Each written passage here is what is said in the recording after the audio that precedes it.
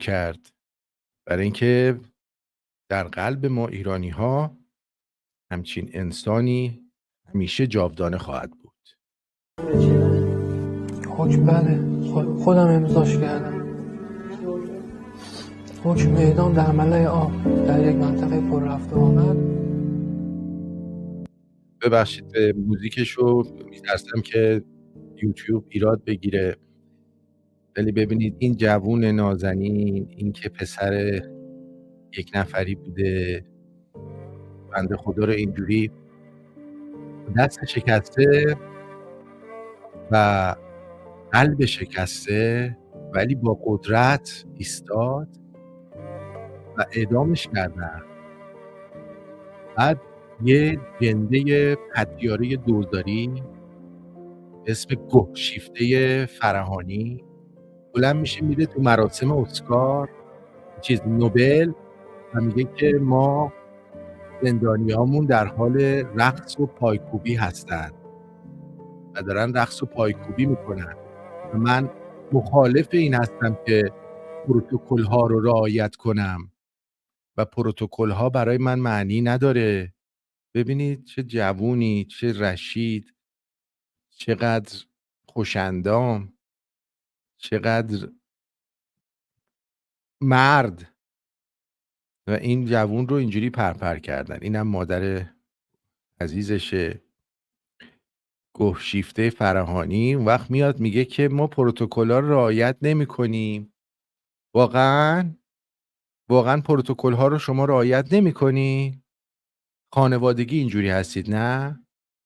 پس این پدر جاکشت که معلوم نیست پدرت هست یا نیست، جلوی آخوندا این چه کاریه که انجام میده؟ اینم رعایت نکردن پروتکل هاست؟ آری یا خیر؟ اینا ببینید تا کجا دلا شده دیگه، الان کمرش میشکنه. این بابای گهشیفته است که اینجوری تا زانو خم شده جلوی آخوندا. پروتکل ها رو اینا خانوادگی رعایت نمیکنن. پروتکل ها رو متوجه چی میگم؟ خیلی آدمای قدرتمند و قدری ان اینا. واقعا من موندم که چطوریه که اینا پروتکل ها رو انقدر رعایت نمیکنن. میدونی خیلی برام عجیبه چطوری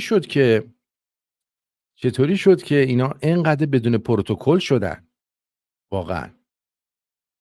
بعد جوونای مملکتمون اینجوری رفتن کشته شدن تا اینا برن به ریششون بخندن.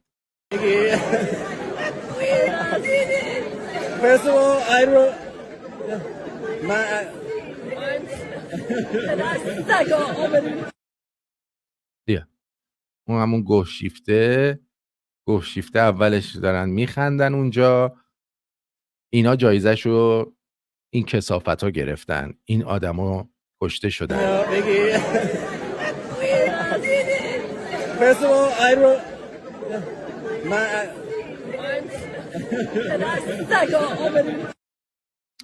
پدر سگا آبروی این جنده رو بردید.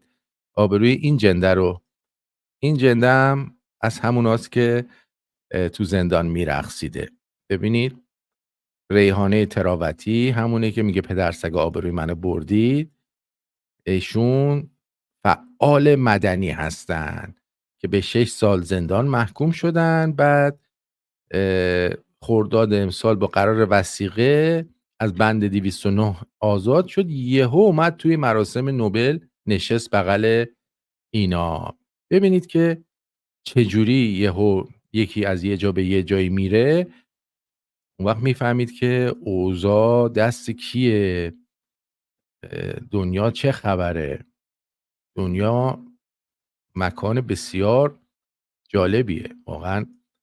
هر لحظه که من به این دنیا نگاه میکنم بیشتر میفهمم که